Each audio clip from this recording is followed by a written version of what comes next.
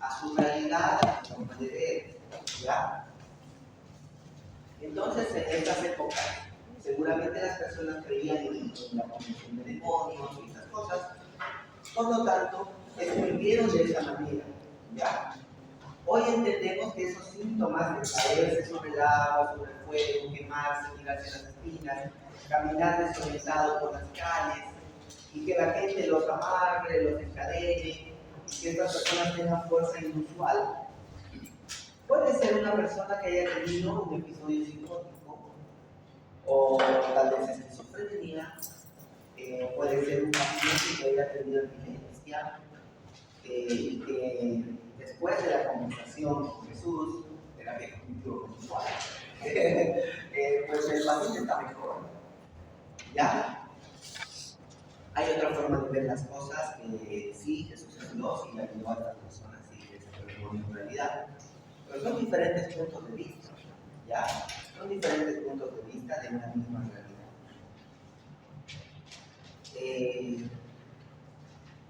Me es muy difícil hablar así tan abiertamente en mi iglesia, por ejemplo.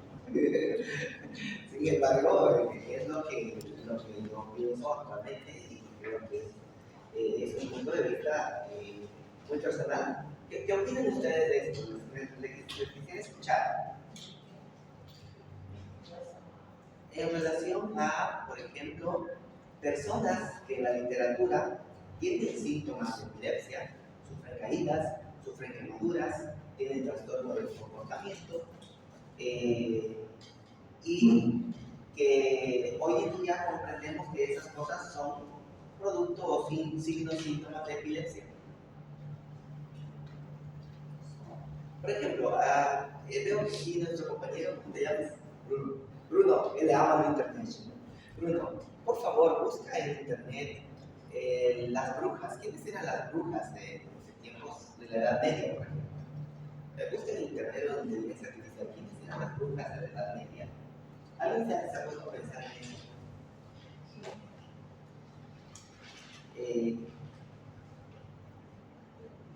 A ver si nos dice. Mujeres acusadas de practicar magia. Ya, mujeres acusadas de practicar magia. ¿Qué más? Con personas comunes, curanderas, parteras, viudas, usaban sus conocimientos con ervas para auxiliar la comunidad. Ya, al final eran naturistas. Todos los naturistas que agarraban hierbas y cosas así. Algunos se curaban, otros no, evidentemente. Entonces, algunos. Tiene la parte de que era una bruja, y una parte práctica sería una curandera, personas marginalizadas, actores sociales y políticos. Y la acusación de potencia sería pacto demoníaco y justificativa también para desastres.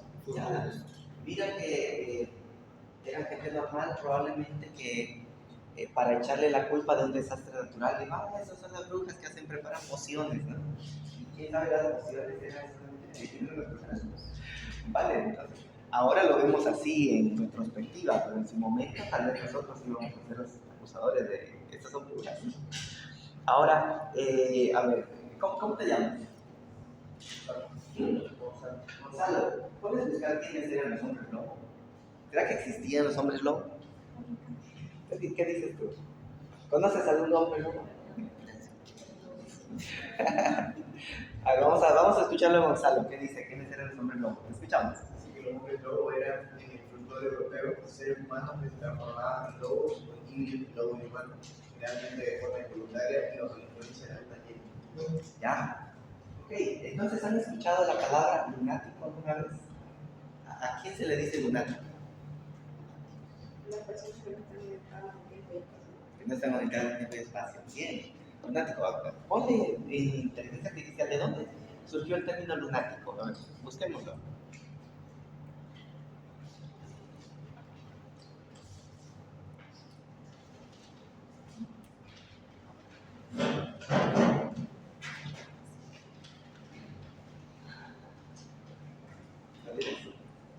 Proviene del latín lunaticus, que significa literalmente afectado por la luna.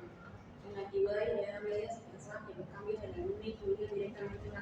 mental en el comportamiento de las personas. Se asociaban a crisis epilépticas, trastornos de sueño, ataques de locura o estados de agitación con las fases lunares, especialmente la luna llena. Entonces, chicos, si buscamos a quienes se les acusaba de ser brujas, a quienes se les decía lunáticos, a quienes se les decía hombre lobo, todas esas historias, esas películas que hemos visto seguramente a lo largo de nuestra vida, tienen una base real. Los hombres lobo existían. Tal vez no me filmen, por favor, en este momento. Pero, ¿a qué me refiero? A que la gente describía a estos hombres y decía, son hombres lobos y se transforman con la luna. ¿Vale? Entonces, hoy entendemos que eran personas normales, totalmente sanas, pero que cuando aparecía la luna, que es un estímulo extra, pues ellos tenían agitación psicomotriz, irritabilidad, mostraban signos de violencia, confusión, desorientación, un trastorno de comportamiento, algunos hipersexuales, otros se desgarraban las ropas, diferentes cosas, ¿verdad? Entonces, la literatura médica, la literatura no médica, el arte, el teatro, el cine, las películas, todo está plagado de historias, de leyendas negras, que en el trasfondo eran personas con epilepsia o personas con algún trastorno psiquiátrico. Así que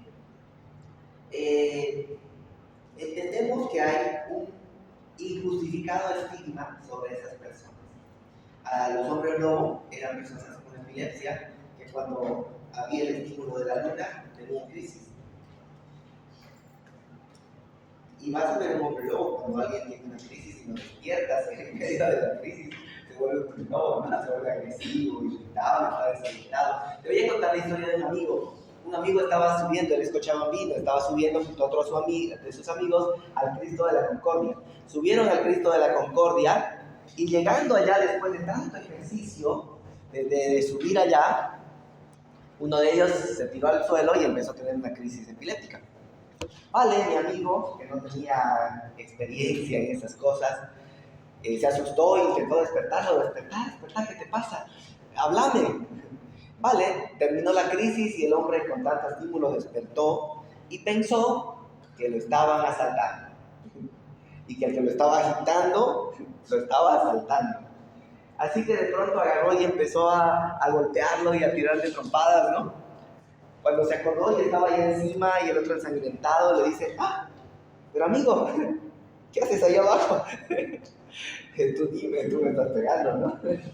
Vale, era un chico que había tenido una crisis epiléptica y que estaba en su posictal, lo despertaron, estaba desorientado, confuso y alguien lo estaba estimulando más de la cuenta. Básicamente, esos eran los hombres lobos del pasado. Gente que tenía algún tipo de crisis y que eran incomprendidos, que estaban en su peor momento de agitación. Así que los médicos estamos intentando crear literatura blanca, por decirlo así. Libros que hablen de que la epilepsia es una enfermedad, de que tiene control con tratamiento, de que tiene darle otra óptica al asunto, ¿ya? Tenemos un día mundial de la prevención de la epilepsia, día de concientización de la epilepsia a nivel Bolivia, a nivel Latinoamérica, a nivel mundial. Tenemos el mes de la epilepsia. Bastantes cosas para tratar de quitar ese estigma. El estigma social. Bueno, hablemos de definiciones. ¿Qué es una crisis epiléptica? Una crisis epiléptica es básicamente conjunto de signos y síntomas transitorios debidos a una descarga neuronal anormal, hipersincrónica, excesiva a nivel cortical. ¿Ya? Entonces, esta definición de crisis epiléptica nos dice que un ataque de migraña no es crisis epiléptica, porque en el ataque de una crisis epiléptica se necesita que haya una descarga neuronal, es decir, excitación. La migraña, al contrario, es una inhibición. Se inhibe, se deprime la corteza cerebral y causa migraña. Entonces, migraña no es crisis epiléptica. Un accidente cerebrovascular no puede ser una crisis epiléptica, aunque la crisis epiléptica puede dar un déficit motor. Después de haber tenido una crisis muy fuerte, aparece una parálisis llamada parálisis de Todd. En esta parálisis de Todd la describió, entonces en esa parálisis hay una fatiga muscular y los músculos no pueden moverse más, se mejora después de un tiempo. El accidente cerebrovascular también da debilidad y por eso tiene un síntoma similar, pero la fisiopatología es diferente, porque una crisis epiléptica es excitación neuronal a nivel cortical. Un accidente cerebrovascular también es una depresión neuronal por falta de irrigación sanguínea. Así que dan el mismo síntoma, pero la fisiopatología es diferente. Una neuralgia del trigémino tiene descargas neuronales y genera dolores de rostro. Una neuralgia del glosofaringio da dolores en la lengua y en la faringe. Pero a pesar de que tiene unas descargas neuronales, no es epilepsia, porque estas descargas están originadas en el tronco encefálico. Y para hacer epilepsia, las descargas tienen que estar localizadas en la corteza cerebral. ¿Ok? Entonces, nos damos cuenta con esta definición que hay cosas que son epilepsia y hay cosas que no son epilepsia. Por ejemplo, si una persona en este momento se tira al suelo, simula estar inconsciente y hace unos movimientos por fuera, puede que pensemos que está teniendo una crisis epiléptica, pero si le haríamos un electroencefalograma, podríamos ver si esos movimientos son generados voluntariamente o si son generados de forma paroxística, automática por el cerebro. Entonces, los movimientos voluntarios no son crisis epiléptica, porque para hacer crisis epiléptica se necesita que la descarga sea automática, no generada voluntariamente. ¿Ya? Hemos entendido la definición de crisis epiléptica, ¿verdad? Conjunto de signos y síntomas transitorios debido a una descarga neuronal del cerebro anormal por su intensidad y sincronía. ¿Qué es una crisis focal? Cuando la crisis epiléptica afecta solamente al rostro, o solo al brazo, o solo a la pierna, es una crisis focal, solo un foco, una región, pero no del cuerpo, sino una sola región en la corteza cerebral. Entonces, un foco cerebral, una región cerebral está afectada, por eso le llamamos crisis focal. ¿Qué sería entonces una crisis generalizada? Es una crisis que ha sido originada seguramente en una zona cortical, pero rápidamente, en cuestión de milisegundos, utilizando probablemente las redes neuronales, córticos subcorticales o las vías tálamo-corticales, rápidamente difunden a toda la corteza encefálica y genera una crisis generalizada. Ahora entendamos que una crisis, que el cerebro tiene diferentes áreas, ¿verdad? Un área que le vamos a llamar área motora, donde genera movimientos, un área visual, que podría ser, por ejemplo, el lóbulo occipital, un área sensitiva, que de preferencia podría ser el lóbulo parietal, un área de los sentimientos y la memoria, que podría ser el lóbulo temporal fácilmente. Entonces, existe crisis de las áreas corticales de cada lóbulo cerebral. Entonces, generalmente la gente dice, ha tenido una convulsión cuando ve crisis tónico-crónicas o crisis motoras. Pero existe otro tipo de epilepsias, otro tipo de crisis epilépticas que podrían ser simplemente crisis sensoriales, ver colores, escuchar ruidos simples, no sentir cierta parte del cuerpo o sentir cosas raras en el cuerpo. no poder hablar, no poder moverse, podrían ser manifestaciones de crisis epilépticas, ¿ya? Dentro de las manifestaciones más espectaculares de las crisis epilépticas está lo que la gente suele decir: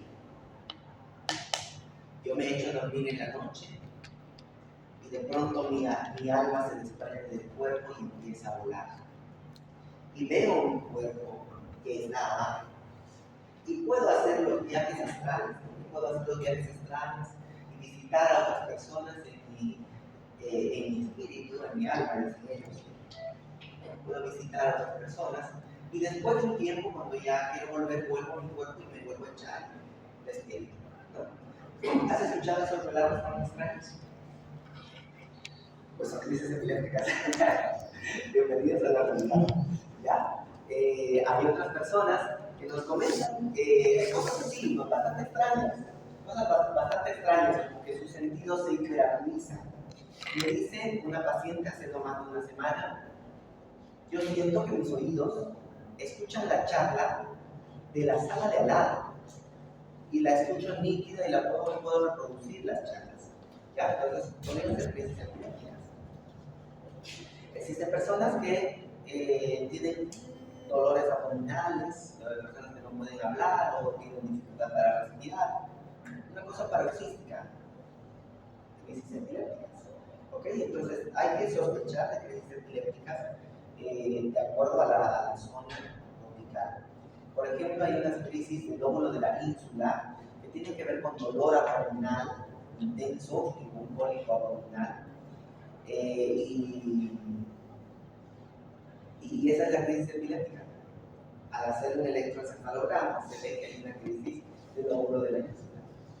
Entonces, las crisis, quiero que nos saquemos de la cabeza que epilepsia es tumbarse al suelo, temblar y ya, sino que existen otro tipo de crisis epilépticas, ¿ya? Ahora, vamos a hablar entonces de las crisis focales, de las crisis generalizadas y de las crisis desconocidas, ¿ya? Crisis focales, ya hemos hablado, originadas en una región cerebral.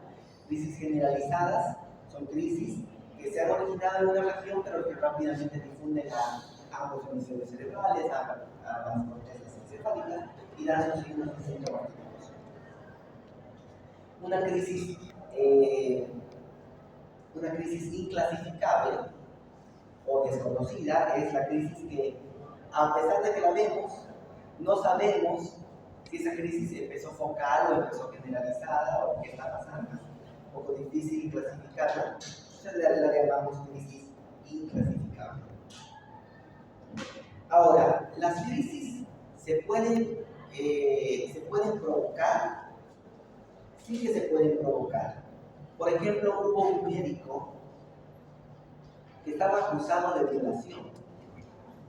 Y entonces el médico, en pleno juicio oral, se cae al suelo y empieza a tener una crisis epiléptica. ¿Ese no es un capítulo de Grey's Anatomy? Puede ser que pasó la realidad. Aquí está la cosa. Está documentado en el deber. Resulta que, ¿sabes? Se encontró después que el doctor se había aplicado una dosis extra de insulina y que estaba en hipoglicemia. ¿Podemos provocarnos una crisis? Sí, podemos provocarnos una crisis.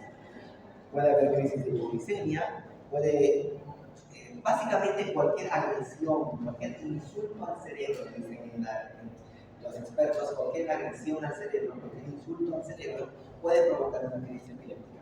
Por ejemplo, la hipoglicemia puede provocar crisis epiléptica, la hiponatremia también, la hipernatremia también, una acidosis metabólica, una acidosis respiratoria puede provocar crisis epiléptica. Un trauma radioencefálico agudo puede provocar crisis epiléptica. Un accidente cerebrovascular puede provocar crisis epiléptica. ¿Ya? Entonces, la urea y la creatinina muy elevadas pueden provocar crisis epiléptica. Entonces, a eso le llamamos crisis provocada. ¿Qué se llama eso? Crisis provocada. La crisis provocada, chicos, escúchenlo bien, no es epilepsia. ¿Ok? ¿ok? Es el resultado de una agresión aguda al cerebro. Entonces, el médico que se inyectó insulina para convulsionar y que no va a ser juzgado, entonces tuvo una crisis provocada. ¿Él tiene epilepsia o no? No tiene epilepsia, tuvo una crisis provocada. Aquella persona que ha sufrido un accidente cerebrovascular y que ha tenido una crisis epiléptica, ¿tiene epilepsia o no? No, ha tenido una crisis provocada. Tuve una paciente que estaba sentada de pasajera en una moto y pasaron un rompemuelles, ¿sabes? Esos rompemuelles altos, ¿no? ¡Pum! El conductor siguió y la pasajera se cayó y cayó de nuca, ¿no? Tuvo una fractura de base de cráneo, otra fractura lineal por allá, había una hemorragia subaracnoidea y tuvo crisis epiléptica. ¿Ella tiene epilepsia o no? No, porque eso fue una crisis provocada. ¿Se entendió, verdad? La crisis provocada es la que aparece en relación y en relación temporal inmediata con una agresión aguda del cerebro, un ictus, un traumatismo, anoxia, encefalitis, alteración tóxico-metabólica, etc. Ahora, ¿qué pasa cuando la persona sí tiene epilepsia? La enfermedad de epilepsia en sí es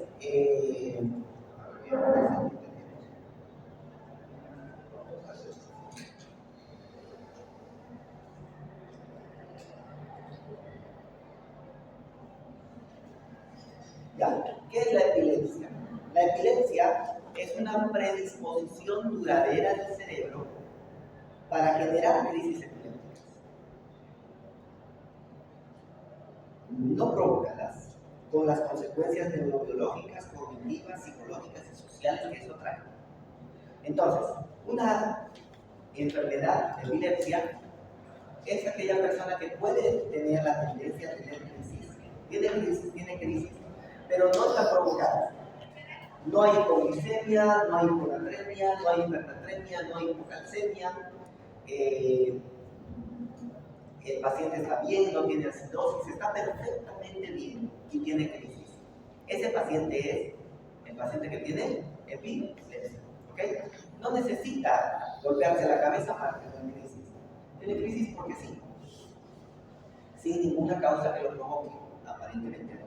Entonces, esa persona tiene epilepsia. Ahora, una persona con epilepsia puede precipitar su crisis. Significa, puede algún factor generar que esa persona con epilepsia tenga crisis. Sí. Por ejemplo, que una persona que ya tiene epilepsia, de pronto se trasnoche mucho, no duerme, hay supresión de sueño. Entonces, la corteza encefálica va a estar más irritable, va a estar más susceptible, va a ser más fácil que esa persona tenga una crisis epiléptica. Una persona con epilepsia, por ejemplo, que está tomando mucho alcohol, al estar disminuyendo su umbral de crisis y es más probable que tenga crisis. Entonces, factores inespecíficos que normalmente no nos provocarían una crisis, precipitan las crisis en pacientes con epilepsia. Por ejemplo, ya el doctor, digamos que se fue a una fiesta, bebió, se trasnochó, no sé, de todo, ¿vale? Al día siguiente está perfecto. Pero un paciente que tiene epilepsia, si hace lo mismo, probablemente al día siguiente esté con crisis y con un estado de mal epiléptico y se pone malo. Entonces, a eso le llamamos crisis precipitada. ¿Ya? Es solo para despertar, no tiene nada que ver con afrontar el problema. Entonces, una crisis precipitada es eso. ¿Se entendió las diferencias entre crisis epiléptica y crisis sintomática aguda y epilepsia como enfermedad? ¿Se entiende, verdad? Si tienes dudas, puedes parar la conferencia.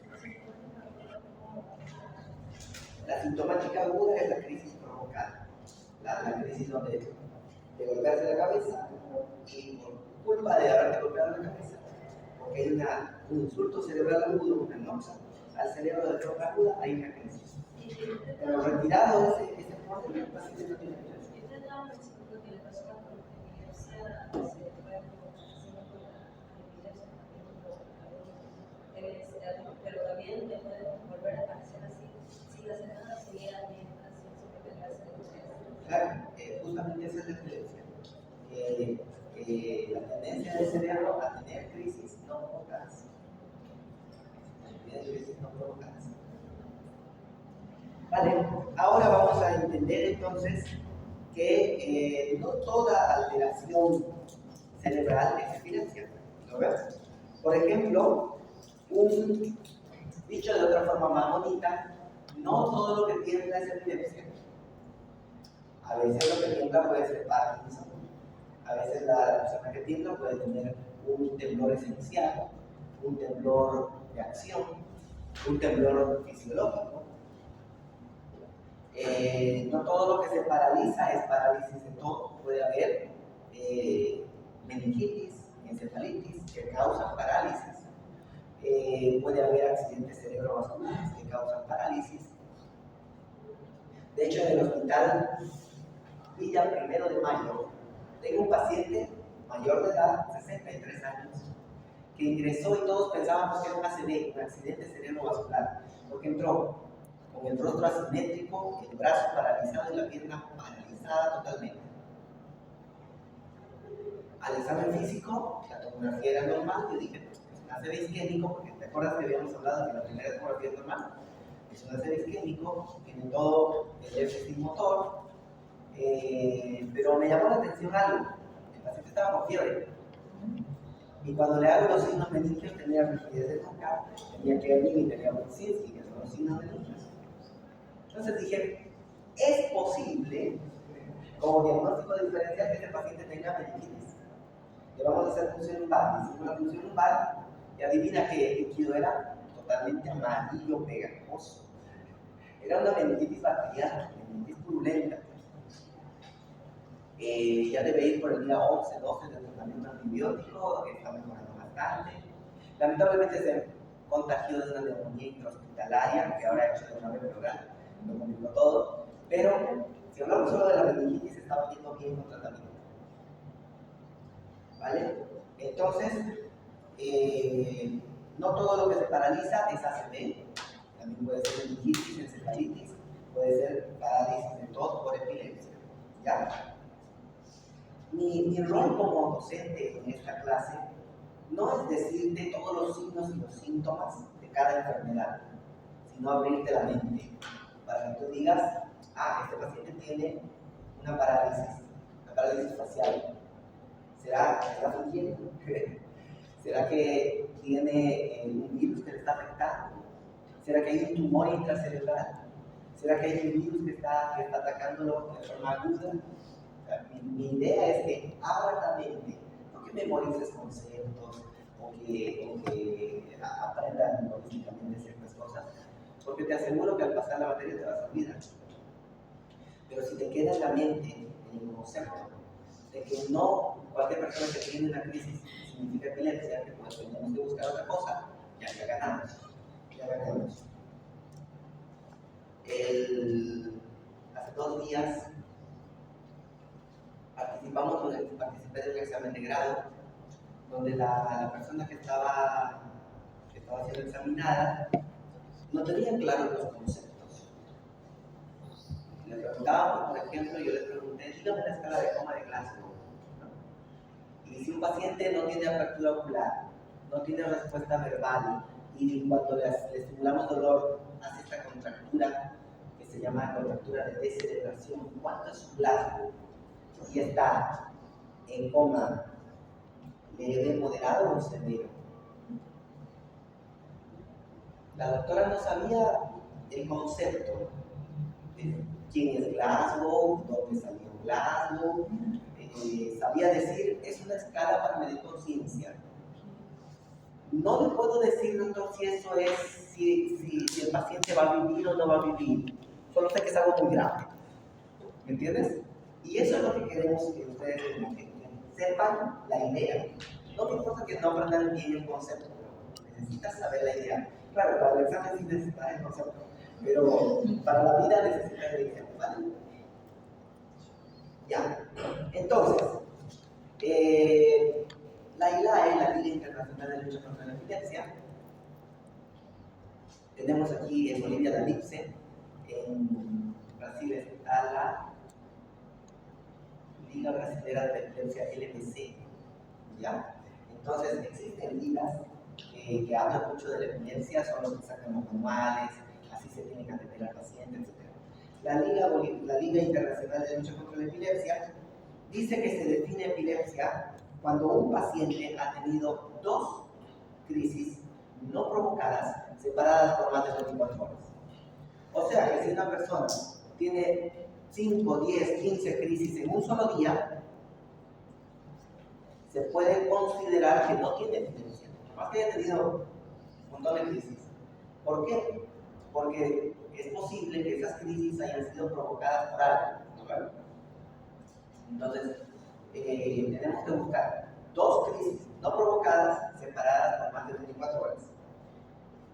Ahí determinamos que eso es una epilepsia. También se puede decir cuando el paciente ha tenido una sola crisis, pero su riesgo de volver a tener crisis es mayor al 60%. ¿Cómo lo sabemos? Por ejemplo, es el paciente que ha tenido una única crisis y que le hacemos una tomografía y la tomografía tiene un tumor cerebral gigante ahí, que la persona sí o sí va a tener crisis. O vemos una lesión isquémica en el área motora. Entonces, esa persona sí o sí va a tener crisis. Así que determinamos que sí, esa persona tiene epilepsia. O vemos, por ejemplo, que una persona tiene, al hacerle la resonancia magnética, tiene un hipocampo esclerótico chiquitito. Sabemos que esa persona va a tener crisis epiléptica, incluso de las refractarias, que no hacen caso a los medicamentos. Si una persona tiene un tumor en el tálamo, por ejemplo, sabemos que va a tener crisis epiléptica. Entonces, su riesgo de tener crisis es más del 60%. Así que decimos, no, tiene epilepsia. Con la primera crisis. Ahora, existen veces donde se puede hacer un diagnóstico de epilepsia, ya sabiendo la edad. Niños de 2 a 3 años, por ejemplo, que tienen crisis epilépticas y que al hacer el electroencefalograma, según el electroencefalograma disrítmico, no son los ritmos normales de un niño de 2 años, sino un electroencefalograma muy alterado. Entonces sabemos que ese niño tiene un síndrome epiléptico edad dependiente. Cuando cumpla 5 años, él no va a tener más. Entonces tiene una epilepsia edad dependiente, pero ya tiene el diagnóstico de epilepsia. Ese niño necesita tratamiento temporalmente, pero necesita tratamiento. Vale, ahora la pregunta que todo el mundo se hace es: ¿la epilepsia se cura? ¿Qué dicen ustedes? No, hay tratamiento por eso. ¿La diabetes se cura? ¿La hipertensión se cura? ¿El VIH se cura? Entonces, hay muchas enfermedades que tienen tratamiento, tienen control, tienen cosas. Pero la epilepsia es una de las pocas enfermedades donde los términos todavía están acuñándose, se está tratando de encontrar la palabra adecuada para decir estas cosas. Así que la palabra mejor que he encontrado hasta ahora es: la epilepsia se resuelve. ¿Qué significa eso? Que si una persona que tiene el diagnóstico ya certificado de epilepsia toma su medicación por 5 años continuos y ha estado libre de crisis esos 5 años gracias a la medicación, se le suspende el tratamiento con medicamentos y por otros 5 años más se le hace electroencefalogramas periódicos buscando si hay actividad eléctrica epiléptica vital en su cerebro.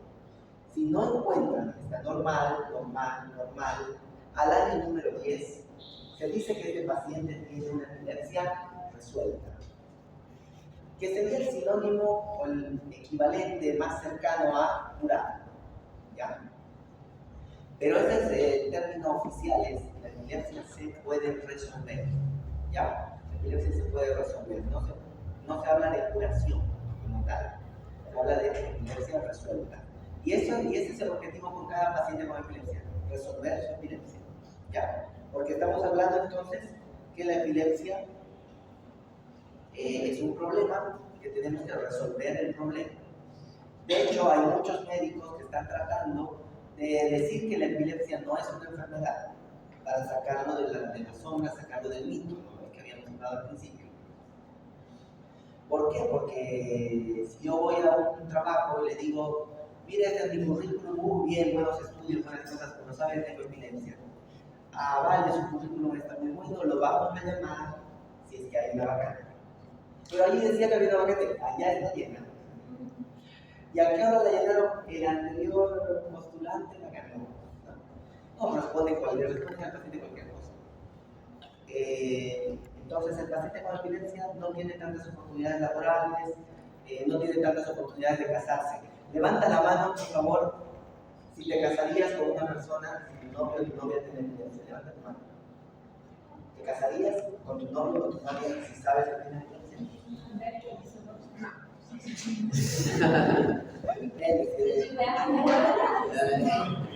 Si eres lindo, tengo un pelo muy rico, ¿sí? Tengo un BMW, un trabajo exitoso. Ya, pensé que te diera algo, ¿no? Sí,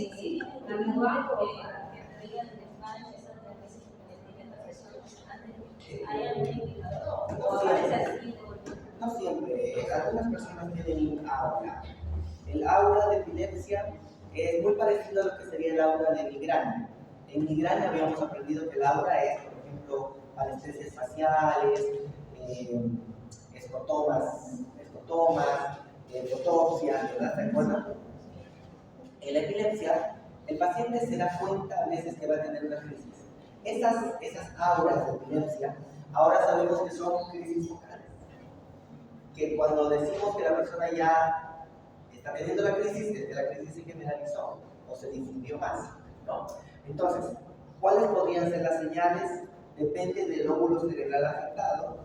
Si es el lóbulo occipital, la persona va a empezar a ver distorsionado, la famosa enfermedad de las macrodesopsias, que ven los objetos que están lejos como si estuvieran cerca, o los objetos que están cerca como si estuvieran lejos. Agudización de los sentidos, que escuchan más de lo debido o pierden los sentidos. Agudización de otras cosas. Por ejemplo, sienten cómo late su corazón, sienten cómo se mueve la sangre por sus arterias, sienten cólicos. O sea, podría haber algún aura de acuerdo al lóbulo cerebral afectado. ¿Ya? Hoy sabemos que esas auras son crisis focales, ¿ya? Que va a tener la persona. Dentro de las auras que mis pacientes me comentan, por ejemplo, una paciente comenta que cuando le va a dar su crisis, ella tiene crisis de ausencias principalmente, los colores muy brillantes, fosforescentes, le llaman mucho la atención. Y ella tiene una tendencia a ir tocarlos, los colores fosforescentes, incluso tomarlos con violencia.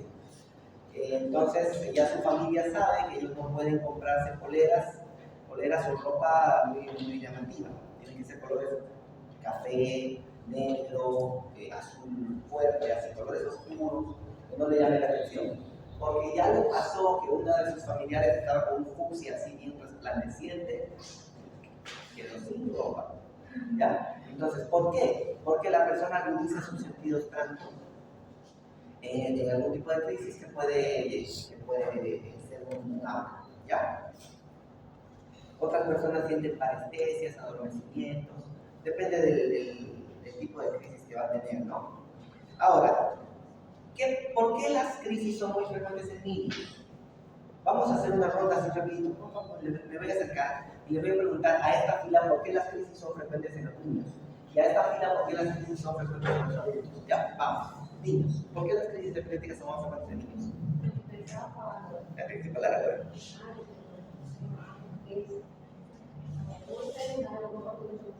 tienen alguna enfermedad en el cerebro, ¿ya? Alguna patología en el cerebro, han nacido prematuros, por ejemplo, la prematurez. Niños con epilepsia, ¿por qué?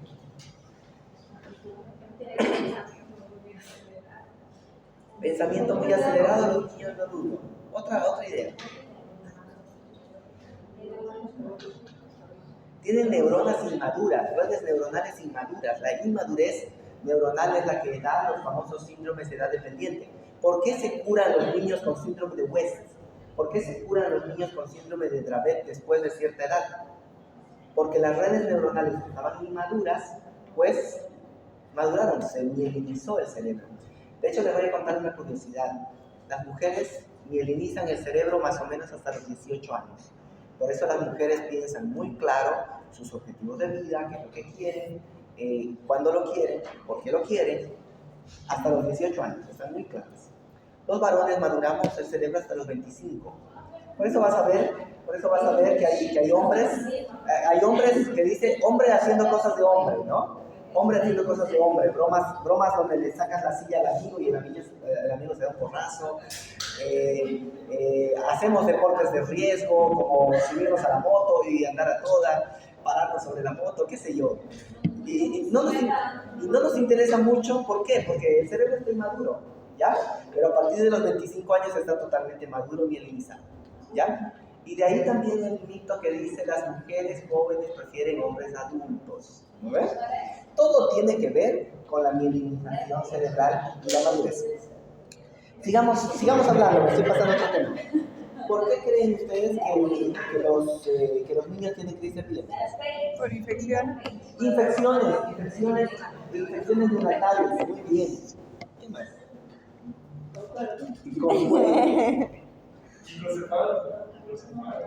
Hidrocefalia, trastornos metabólicos, trastornos de neurodes. ¿Qué más?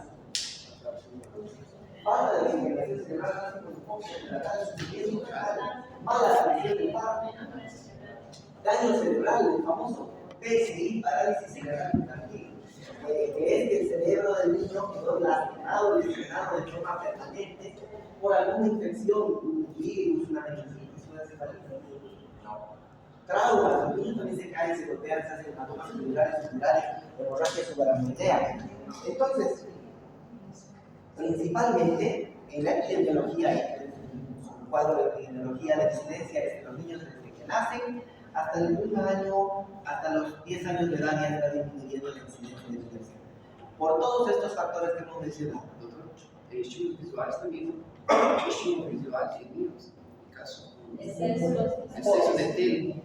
Podría ser en niños susceptibles, en niños con epilepsia. Ahora vamos a ver por qué existe epilepsia en adultos. A partir de los 50 años hay más epilepsia que entre los 10 y los 49 años. ¿Por qué a partir de los 50 empieza a haber epilepsia nuevamente? Y les cuento que es todavía más la incidencia en adultos que en niños. ¿Por qué? Vamos, caminemos. Enfermedades neurodegenerativas, Alzheimer. El estrés excesivo no es suficiente, hay algo más. Consumo de alcohol, el niño no consume alcohol, el adulto sí. ¿Y el alcohol qué hace? Desmieliniza el cerebro, desaferenta el tálamo de la corteza, destruye el cuerpo calloso. Entonces, no hay coordinación cerebro derecho y cerebro izquierdo.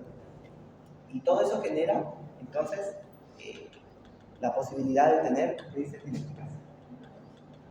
Hipertensión arterial que genera accidentes cerebrovasculares, alteraciones vasculares, etc. Presencia de tumores adquiridos. Consumo de drogas, nos lo digo todos. Infecciones más frecuentes en adultos, porque ya llevamos más infecciones, ¿no? Alteraciones de sueño, no dormimos, daño cerebral crónico, estilos de vida poco saludables, trasnochamos, no comemos sano. Entonces, todas estas cosas, enfermedades como el Alzheimer, la ACV, la diabetes, la dislipidemia, nos predisponen en el adulto a sufrir epilepsia. Enfermedades adquiridas, meningitis, encefalitis, vasculopatías, lupus, qué sé yo, varias enfermedades que vamos cosechando a lo largo de la vida pueden provocar que la incidencia en el adulto sea más importante. Ahora, cuando un niño tiene una crisis epiléptica, el papá, la mamá se asusta, se preocupa y va y lo hace atender. Cuando un adulto tiene una crisis epiléptica, si vive solo, a veces ni se entera que tiene crisis. Si vive acompañado, la esposa le avisa que tiene crisis epiléptica porque de pronto está durmiendo y se mueve tanto que lo despierta, y cuando despierta ve que su esposa estaba teniendo una crisis. Las tenía desde siempre, pero él nunca sabía. Atendí a un paciente que cuando era niño sufrió, él era ganadero, ¿no? Sufrió una patada de una burra. Estaba jugando con la burra, no sé qué, y agarró la burra y le dio una patada hacia atrás. Dice. Esta es la historia del paciente. Capaz lo conocen, un día viene a consultas. Entonces, pues vi la patada de la burra en la cabeza. Se hizo un hematoma epidural, lo tuvieron que operar, ¿vale? Y él vivió toda su vida, y él no sabía, porque él siempre vivía en el campo, él no sabía por qué aparecía con heridas, con raspaduras, a veces hasta con fracturas. Él no tenía idea por qué. Él solo sabía que era un hombre salado, él pensaba que era salado. Que yo, de estar bien al día siguiente cuando despertaba, estaba con herida, estaba con fractura, tenía algo, moretones por aquí, por allá, sangrados en la cabeza. Y él no sabía por qué. Hasta que un día, uno de sus trabajadores fue a visitarlo en la finca que la administra, y lo encontró en el baño teniendo una crisis epiléptica. Lo trajo al hospital y lo revisamos, y en la tomografía vemos que sí había un área de necrosis en el cerebro, es decir, lesión cerebral crónica por el accidente que él había tenido, el trauma craneoencefálico que tuvo, y que era la lesión a nivel frontal, y que por eso él tiene una lesión estructural que justifica que tiene epilepsia. Ahora, ¿por qué él tenía fracturas? ¿Por qué él aparecía con heridas? ¿Por qué él aparecía con sangrados? Porque tenía convulsiones. Y como nadie lo miraba, y el paciente no tiene conciencia de las crisis, él tampoco lo sabía. Hay un amigo al que atiendo aquí en Carucebol, y le pregunto, y dime, ¿has tenido crisis? Dime, ¿has estado tomando tu medicación? Sí, doctor, he estado tomando la medicación. Dime, ¿has tenido crisis? ¿Cómo saberlo, doctor? ¿Cómo saberlo? Él no sabe si tiene crisis o no tiene crisis. Él no se entera. A veces él amanece y está en el hospital y no sabe ni por qué. Y dice, ¿cómo llegué aquí? Bueno, te trajeron los vecinos, te trajo la policía, te trajo algo. Entonces, el paciente con epilepsia no siempre sabe lo que le pasó. El que tiene crisis focal sí, pero el que tiene crisis generalizada a veces ni se entera. Cuando yo estaba empezando la residencia médica, recibí una tratada de mi profesor. Me reteó el profesor, porque estaba frente a un paciente con epilepsia generalizada. Yo le dije, y dígame usted cómo empieza su crisis, ¿qué siente? ¿Qué siente? ¿Qué se acuerda? Salga de aquí. Vaya a leer, dijo el profesor. Ahora me entienden por qué recibió el castigo, ¿no? Vale, el paciente ni se acuerda de lo que ha pasado, y muchas veces simplemente tenemos que creerle a los síntomas. Está con una fractura, está con algo inexplicable, sospechamos que crisis epiléptica. Vale, la edad tiene que ver en algún tipo de crisis. Los niños sufren mioclonías, los jóvenes sufren epilepsia mioclónica juvenil. Es una combinación entre crisis tónico-clónicas, crisis de ausencias y crisis mioclónicas, donde las carnes se mueven debajo de la piel. Los niños entre 5 y 10 años sufren crisis de ausencias. Un profesor contaba que cuando él estaba en las épocas de la facultad, hacían una broma a un niño. El maestro lo llevó y paró el auto con los alumnos en su práctica en una esquina donde un niño vendía periódicos. Y le dice, oye chico, te voy a dar 5 pesos, haz lo tuyo. Y el niño empezó a hiperventilar. Después de un momento, el niño estaba todo perdido y desorientado. ¿Qué pasó? Crisis de ausencias. Las crisis de ausencia se pueden precipitar por la hiperventilación. Entonces, había sido una cosa cruel, tal vez para el niño. No digo nombres de apellidos de cuándo pasó, dónde pasó. Pero quiero mostrarte que las crisis de ausencia son frecuentes en niños y que pueden provocarse por la hiperventilación. Por eso, cuando hacemos el electroencefalograma, una de las pruebas de activación buscando crisis es la hiperventilación, buscando las crisis de ausencia. Y como decía el doctor, también algunas crisis pueden ser fotosensibles. La luz puede provocar crisis, ¿ya? Bien. Los adultos generalmente tienen las crisis generalizadas, esas tónico-crónicas. Y vale, hablando de tipos de crisis, entonces existen crisis de ausencias. De la persona se pierde momentáneamente y reconecta como si nunca hubiera pasado nada. Las ausencias simples son así, las ausencias con automatismos complejos son crisis de ausencia donde el paciente, aparte de estar desorientado, sigue haciendo alguna actividad. Por ejemplo, está barriendo, está escribiendo, está charlando. Una vez tuve la oportunidad de ver a una paciente que tuvo una crisis de ausencia, tenía su cartera y estaba charlando conmigo, ¿qué tal? ¿Está tomando su medicamento? ¿Cómo le está yendo? ¿Qué tal los precios? Tuvo una crisis de ausencia en ese momento, sacó su cartera y todo lo que encontraba en la cartera se lo entregaba a la gente, como si estuviera repartiendo folletos, como si estuviera regalando algo a la gente. O sea, pensar, ¿qué está pasando? ¿No? Pasó un rato y la señora empezó a dar vueltas en su lugar. Daba vueltas en su lugar. Una crisis de ausencia con automatismos complejos. Hay personas que en su crisis de ausencia con automatismos complejos abren la puerta, se salen de la casa y son estos pacientes que los encuentra la policía después botados en un canal y todos piensan que alguien los secuestró y alguien lo lastimó y yo estoy seguro que sí hay secuestros y sí hay esas cosas, pero algunos de esos también pueden que sean pacientes con epilepsia. ¿Qué se hace ante la situación, doctor? ¿Tenemos que agarrar a la persona de camino o la dejamos? Ahora vamos a ver. Buena pregunta. ¿Qué hacer ante una crisis epiléptica? Primer paso, conserve la calma. Segundo paso, transmita la calma. Tercer paso, no sujete a la persona ni la contenga.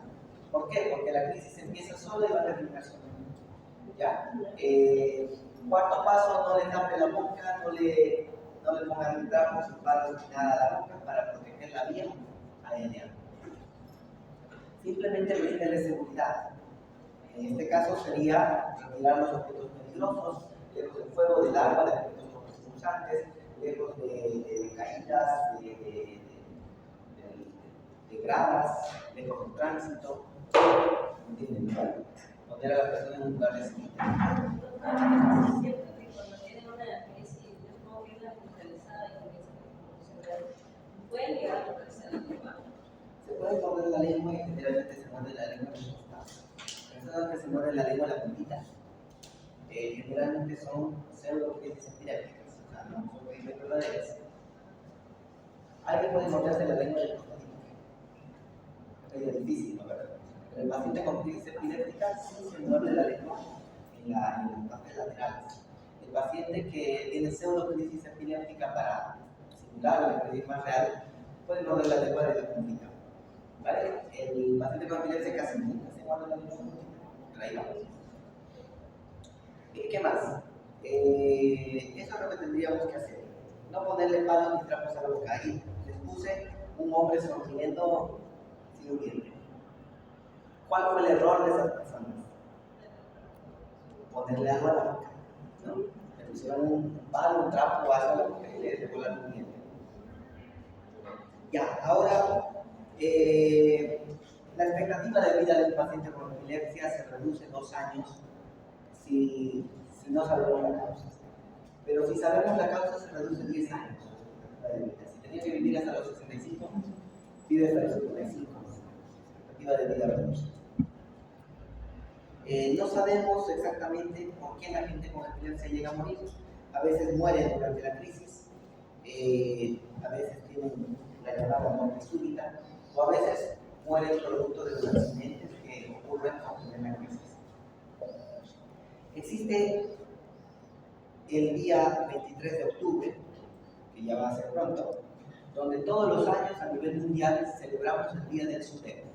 SUDEP es una palabra en inglés que, si la pronuncio bien, significa Sudden Unexpected Death in Epilepsy Patient.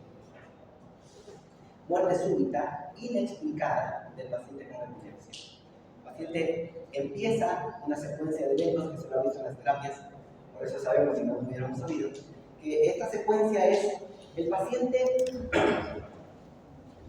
tiene una crisis epiléptica, y este paciente entra en un periodo de taquipnea intensa. A continuación, un periodo de apnea tan prolongado que el oxígeno en la sangre disminuye, desatura al paciente y se provoca un paro respiratorio. Después del paro respiratorio, obviamente viene el paro cardíaco. Y si no se actúa sobre ese paciente, el paciente llega a fallecer. Entonces, el riesgo de tener muerte súbita de un paciente con epilepsia es mayor en los pacientes que tienen 3 crisis crónico-crónicas generalizadas por año. Entonces, el objetivo es reducir a menos de 3 crisis por año. ¿Okay? Un objetivo bastante ambicioso, realmente. Vale, entonces, hablemos de los medicamentos. Existen medicamentos para controlar la epilepsia en pacientes epilépticos. El primer medicamento era una especie de sal, porque pensaban que las mujeres epilépticas tenían deseo sexual exagerado y esa sal disminuía el deseo sexual. Entonces ese era el primer tratamiento. Y en los hombres le daban ese mismo tratamiento porque decían que el hombre estaba demasiado erotizado, y también le daban ese tratamiento. Y pensaban que la epilepsia era por culpa de tener demasiado líbido, la libido muy alta. Hoy sabemos que la libido no tiene nada que ver con eso. Y que el medicamento ese que sí disminuía la libido también tiene un efecto sobre los canales de calcio y sodio, voltaje dependiente, y era porque bloqueaba los canales de calcio y sodio que controlaba la crisis. No tenía nada que ver realmente con la libido, ¿ok? Pero la gente veía desde su punto de vista. Más adelante se inventó la carbamazepina, el ácido valproico, la fenitoína, que son medicamentos de primera línea que pasan estos medicamentos por el hígado, se metabolizan gracias al citocromo P450, igual que el paracetamol, el ibuprofeno, los antibióticos y casi todo. Entonces son medicamentos que les vamos a llamar medicamentos inductores. Los medicamentos inductores porque inducen el metabolismo del citocromo P450. Por eso es que el paciente con epilepsia tiene que avisar que tiene epilepsia cada vez que va al médico. Porque le dice, digamos, doctor, estoy con un resfrío y estornudo y me duele la cabeza y es insoportable, la rinorrea. Diagnóstico: resfrío común. Pero doctor, además de eso tengo epilepsia. Ah, bien que me lo dijo, ¿no? ¿Por qué? Porque si le da un medicamento, por ejemplo, paracetamol, va a pelear por el metabolismo del citocromo P450 y el antiepiléptico va a disminuir de efecto y el paracetamol también. ¿Me entendiste? ¿Me entendiste? Por eso es que el paciente con epilepsia tiene que informar que tiene epilepsia y qué medicamento toma su médico. Vale, entonces los medicamentos inductores tienen demasiadas interacciones. Hay otras generaciones más modernas, esta es la primera generación. Existen otros medicamentos más modernos, la pregabalina, la carbamazepina, que son más modernos. Hay otros más modernos todavía, el melanpanel, el levetiracetam, el brivaracetam, que ya son más modernos y ya no pasan por el hígado, que no hacen ese metabolismo, simplemente actúan y se eliminan por vía urinaria. ¿Ok? Entonces hay opciones para cada uno. Si el paciente tiene alguna falla hepática, tendremos que ir a la generación más nueva. Si el paciente tiene una falla renal, tenemos que ir a las primeras generaciones. ¿Ya? Entonces, ¿cómo se elige el medicamento? De acuerdo a la crisis que el paciente tiene, porque cada medicamento es mejor para cierto tipo de crisis, o para las focales o para las generalizadas. Carbamazepina, fenitoína, por ejemplo, son buenas para las crisis focales. Fenobarbital, ácido valproico, son buenas para las crisis generalizadas. Entonces, si el paciente tiene una crisis focal y tiene un problema de insuficiencia renal, le daremos carbamazepina, le daremos fenitoína y el paciente va a ir bien. Si el paciente tiene una hepatitis, le daremos algo más moderno, un levetiracetam, que no pasa por el hígado, que pasa por el riñón. Entonces, ¿cómo se elige el medicamento? De acuerdo al tipo de crisis, de acuerdo a las patologías o comorbilidades que tiene el paciente, de acuerdo a la economía del paciente, porque no te olvides que una carbamazepina cuesta 50 centavos y un brivaracetam, el más modernito que tenemos en Bolivia ahorita, cuesta casi 50 pesos. Una tableta. Entonces, de acuerdo a la auxilio del paciente, de acuerdo a su nivel social y cultural y educativo, porque le puedes decir a un paciente de campo, vamos a decir así, un paciente muy con bajo nivel de estudios, tome esta tableta cada 8 horas. Él no va a entender nada. Pero le puedes decir a ese paciente, tome esta tableta antes de dormir, todas las noches antes de dormir. Él va a entender eso. Entonces, tenemos que ver también la adherencia al tratamiento, que el paciente se pegue a ese tratamiento. Porque es más fácil tomar una tableta en la noche que tomar 3 tabletas por día. ¿Verdad? Entonces tenemos que considerar todo. ¿Vale? Entonces, nombres de medicamentos antiepilépticos, de los que ya hemos mencionado. Si conoces otro, puedes mencionar. Nombres de medicamentos antiepilépticos. Pregabalina, carbamazepina, diazepam.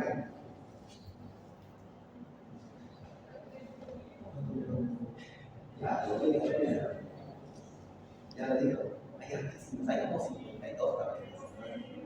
No, diferentes. Y clonas se van muy bien. Eso ya se pinta con diazepam. Mira, se van bien.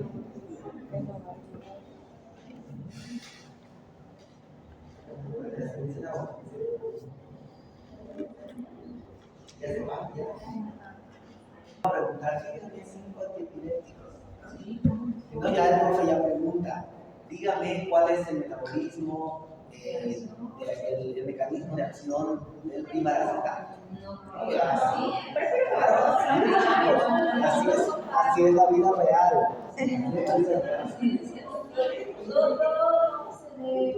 ¿Ya? Entonces, lo que trato de decirles es, chicos, tenemos que abrir nuestra mente. No estudiemos solo lo que el profe habla, porque el profe habla mucho. El profe habla solo de lo que a él le gusta. Y tú tienes que aprender a hablar. ¿Ya? ¿Qué más? Ahora, ¿qué hago con mi paciente que está escuchando? Cuando, por ejemplo, ¿a qué paciente se le da el tratamiento cuando vienen por su primer crisis o cuántas crisis tiene que tener para saber qué tratamiento hay que darse? Vale, nos vamos a la definición de epilepsia. Tiene que tener más de 2 crisis no provocadas separadas por 24 horas. O tiene que tener un diagnóstico de epilepsia claro con electroencefalograma, con tomografía, con estudios de laboratorio. O tiene que tener un trastorno epiléptico bien definido, un síndrome epiléptico. Vale, a este paciente se le da tratamiento. Ahora, ¿qué pasa si no sabemos nada del paciente y él llega por emergencia y teniendo sus crisis? ¿Qué pasa? ¿Cómo actuamos? Tenemos que entender que el tiempo es cerebro y es función. Mientras más nos tardemos en actuar, ese paciente va a ir peor. Entonces, Al primer minuto que el paciente llega, nosotros preparamos una benzodiazepina, la que tengamos a mano. Diazepam, diazepam, agarramos algo, lorazepam, es el famoso, ven ustedes las películas de médicos. Yo no sé por qué los médicos siempre ven series de médicos. Los policías ven series de policías, y así.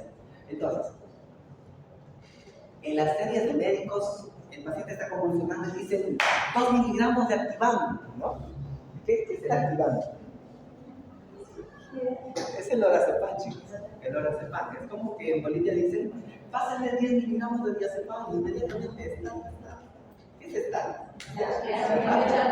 Inmediatamente. Tuve una amiga que decía, póngale PRN.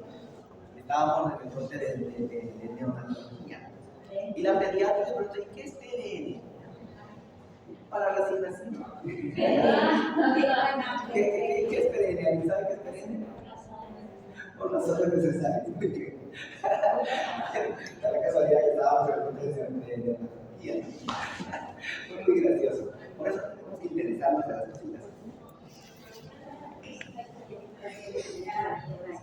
Está en crisis, tú sospechas de una crisis epiléptica, administrar diazepam, 10 miligramos de polvo intravenoso. Ahí juegan tus enfermeras. Las enfermeras le sujetan al paciente, le ponen sonografía y todo. Ahora, hay veces donde realmente no se puede y la administran intravascular. Hay otros que administran supositorios. No se lo deseo a nadie. Es supositorio.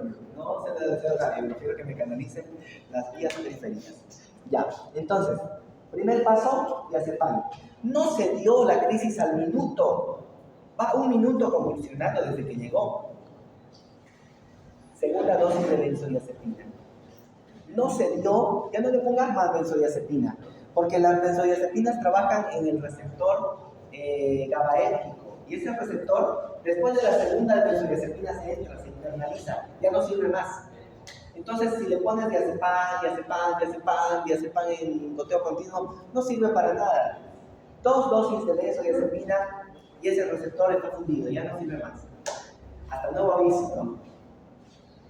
Tenemos que hacer entonces a los 2 minutos de que el paciente ya no está, sigue con crisis a pesar de los 2 diazepam, 2 benzodiazepinas que le pusiste, tenemos que aplicar un medicamento antiepiléptico. Recuerda esto, la dosis plasmática es 0 del paciente, 0, no tiene 0 fenitoína, 0 ácido valproico, 0 levetiracetam, 0 fenobarbital, tiene 0.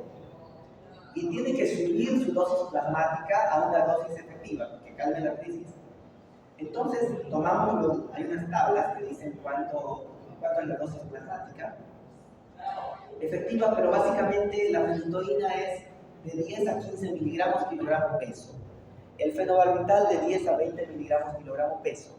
El levetiracetam de 40 a 60 miligramos kilogramo peso. El ácido valproico de 40 a 60 miligramos kilogramo peso. Entonces, de acuerdo al medicamento que tenemos, calculamos cuántas ampollas hay que pasarle instantáneamente al paciente para que estar 0 su nivel plasmático suba al nivel plasmático adecuado para estar en las crisis. ¿Ya? Y de ahí es que le pasamos 14 ampollas juntas al paciente, por ejemplo, de fenitoína, o 14 ampollas juntas de fenobarbital, o 6 ampollas juntas de levetiracetam. Y alguien casi siempre se sorprende y dice que le va a pasar 6 ampollas juntas, o le va a pasar 14 ampollas juntas. Entonces lo va a matar, ¿no? Pero ahora sabemos el porqué. El fundamento científico es que el paciente no tiene medicación, tiene 0 de medicamento de nivel plasmático. Y tenemos que subir el nivel plasmático a dosis efectiva. Por eso se da una dosis de inducción. Después tendremos que dar dosis de mantenimiento, que van a ser ya dosis pequeñas, 100 miligramos o una ampolla cada 8 horas, por ejemplo, en la fenitoína, ¿ya? O 500 miligramos cada 8 horas o cada 12 horas en el ácido valproico. De tal manera que para controlar el estado del mal epiléptico, que es las crisis que no paran, se utiliza benzodiazepina 1 al minuto, benzodiazepina 2. A los 5 minutos que no paró, medicamento antiepiléptico a dosis de inducción. No se dio a los 10 minutos después de eso otro segundo medicamento a dosis de inducción. No se dio después de 10 minutos del tratamiento, sedamos al paciente con anestésicos, propofol, midazolam, el paciente se intuba. Si sigue teniendo crisis a pesar de eso, se lo interna en terapia intensiva y se le pasa medicamentos, por ejemplo el tiodental, mucho más fuerte, para parar las crisis. Entonces la epilepsia puede tener crisis sencillas que duran menos de 5 minutos y el paciente para la crisis, pero una crisis que dura más de 5 minutos se llama estado de mal epiléptico. Esa crisis no va a parar por sí sola. Ese es el paciente que llega a emergencia teniendo crisis.